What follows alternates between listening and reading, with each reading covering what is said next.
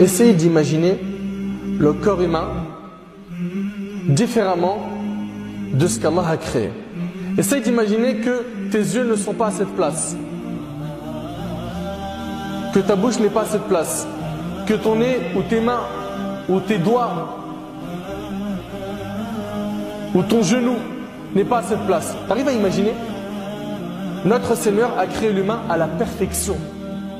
Si tu médites sur chaque chose qui constitue l'humain, tu ne pourras dire que gloire à Allah, le meilleur des créateurs.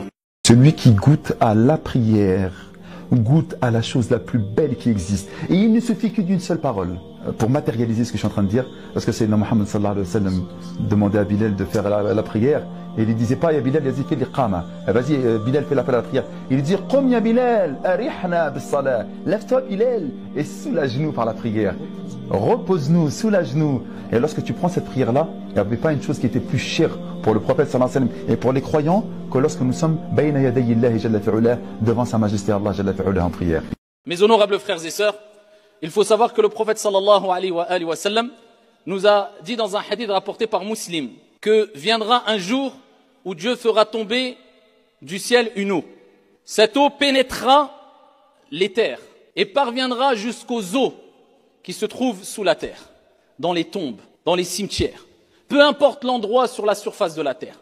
Et cette eau fera pousser les eaux comme l'eau fait pousser la plante. Et à partir d'un os qui est le coccyx, eh bien le corps, les os vont se régénérer par la permission divine. Des trois religions monothéistes confondues, que tu sois juif, chrétien ou musulman, eh bien les trois religions croient en la résurrection. Et seuls les croyants croient en cette résurrection. Mais comment va se passer la résurrection? Comment allons-nous ressusciter? Comment Dieu va nous faire ressusciter? Et dans quel état allons-nous ressusciter? Et qu'est-ce qui va se passer vraiment au jour de la résurrection? Allah déteste les personnes vulgaires, les personnes obscènes, tout simplement parce que c'est moche. Et c'est devenu quelque chose de banalisé. Les vieux comme les jeunes, les enfants comme les plus âgés. De plus en plus de personnes banalisent les insultes, les gros mots au sein des familles musulmanes, au sein des familles non musulmanes, dans la société, dans les relations sociales. Rares sont ceux qui arrivent à tenir une conversation sans insulter, sans être vulgaire. Les insultes, les gros mots, la vulgarité est devenue chose banale et c'est quelque chose de moche. Donc on va faire un petit résumé maintenant. On a combien de prières par jour? 5. Comment ils s'appellent ces prières? Subh, Dhuhr, l'Asr, le Maghrib, l'Isha. D'accord. Combien de fois on doit prier? Combien d'unités de prière on doit faire? Pour la prière du matin, c'est quoi le code pour entrer au paradis, Inch'Allah? 2, 4, 4, 3, 4. Comment on fait 2 unités de prière? 4? Eh bien, on fait 2 fois ou 4 fois ou 3 fois ce que j'ai déjà fait. Et je te montre là maintenant en résumé. Allahu Akbar, Alhamdulillahi Rabbil Alamin, Surat Al-Fatiha, une sourate. Allahu Akbar, Subhana Rabbiyal Azim 3 fois. Sami'a Allahu liman hamidah, Rabbana wa lakal hamd. Allahu Akbar, Subhana Rabbiyal A'la 3 fois. Allahu Akbar, j'attends un peu. Allahu Akbar, Subhana Rabbiyal A'la 3 fois. Et je me lève, Allahu Akbar. Quand on a fini la prière, on ne se relève pas. Je m'assois.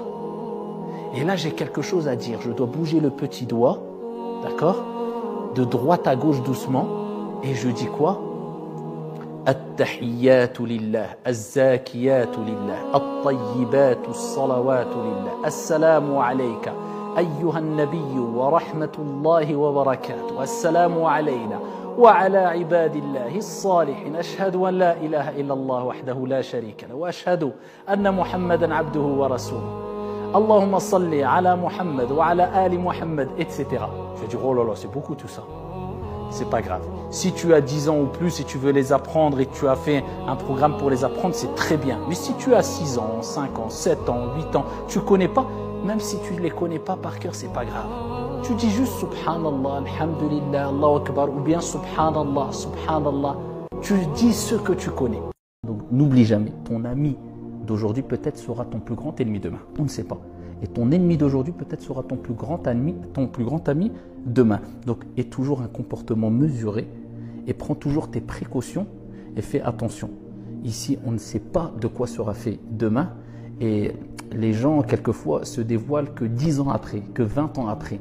Ou du moins, Dieu fait que leur vraie face se dévoile ou se découvre auprès de toi, à tes yeux, que 10 ans après ou 20 ans après. On ne sait pas.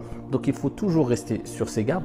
Dieu ordonnera à Israfil de souffler une deuxième fois dans la trompe.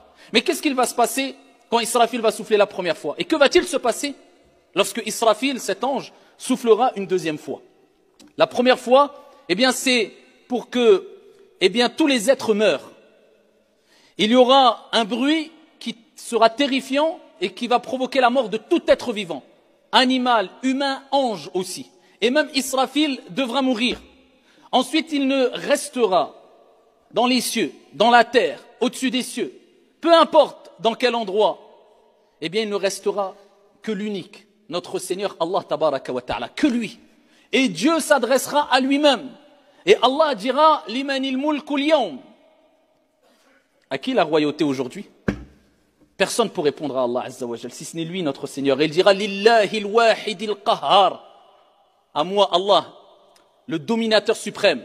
Une personne qui est pieuse, mes frères et sœurs, c'est une personne qui a peur de voir Allah ne pas accepter ses actions. Une personne qui est pieuse, c'est une personne qui a peur de ses péchés, qui se les remémore sans arrêt. Le péché qu'il a fait vient l'obséder. Est-ce que le mois de Ramadan, c'est le mois de la nourriture? C'est le mois où on enferme nos femmes et nos mères dans la cuisine en leur passant des commandes, en leur demandant je veux telle et telle et telle chose? Ou est-ce que c'est le mois de la lecture du Coran? Est-ce que c'est le mois du repentir? Shahru Ramadan, Shahru Tawbah.